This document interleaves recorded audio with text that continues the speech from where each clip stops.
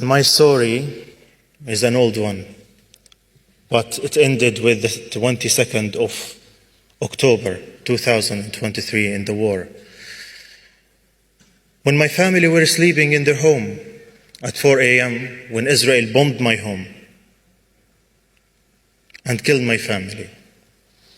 In my home there was my father, my 2 brothers, my 3 sisters, and 14 of my nieces and nephews, actually 15 of my nieces and nephews.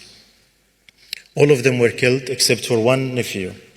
His name is Omar, and he's 3 years old. He was injured, and he was retrieved from under the rubble. And Omar is only 3 years old. I always think of Omar. Omar lost his father. Omar lost his grandparents. Omar lost 4 of his uncles, 3 of his aunts, and 14 of his cousins. And he was injured himself.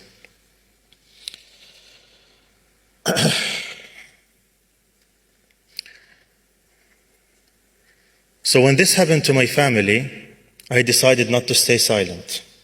I decided to challenge the Western media and how they talk about the Palestinian people. Because I know the theme of today is about the fall of the empires. And I believe that the biggest empire that have been subjecting the Palestinian people to humiliation and subjugation and oppression is the empire of the Israeli propaganda and media. So I decided to talk about my family and to post about them. And I wrote about them. And I posted about them day and night until people get to know my story, get to know my family.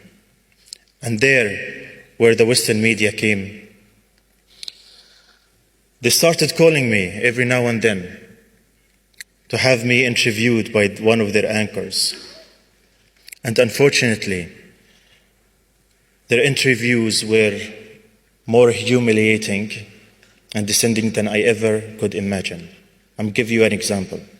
In one of the interviews, I told one of the anchors, the hosts, that I lost 21 family members, including 14 kids, my nieces and nephews.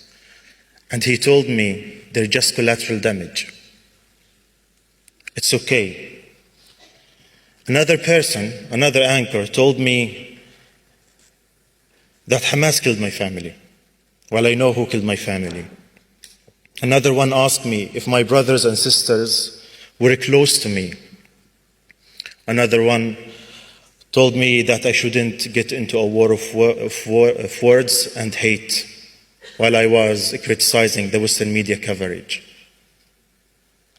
One of them told me that the international law doesn't matter. They don't care about the international law because the international law says the occupation is wrong. And one of them told me that the UN is a spin force. And in the comments, many questions the reality that I lost 21 family members. And one of them asked me if I condemn Hamas only a few days after I lost my family. And one of them insisted that I should call Hamas a terror organization. And this is why I believe that the Western media is responsible for the killing of my family. Because no matter what Israel does,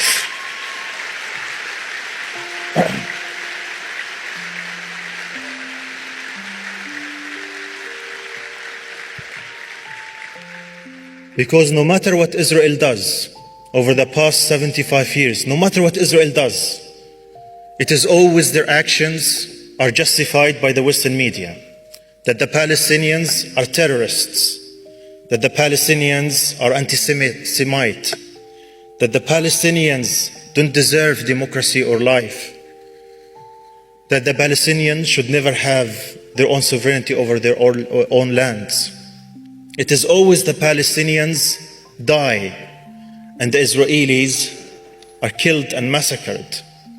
It is always the Palestinian people are collateral damage. It is always the Palestinian innocent, the children don't matter because they're not white. And that's why I will not forgive the Western media. I will never forgive the Western media. And I believe us, the Palestinians, we have been defying the Western media for a long time, and now we are using social media to defy the narrative of the Western media, and we are making a huge success.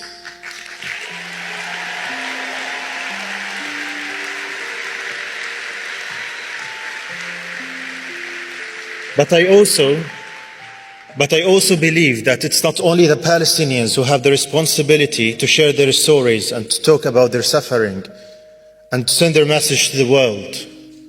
I believe it is you, the people who live in the UK and America and the free world. You have even a bigger responsibility towards the Palestinian people to share their stories.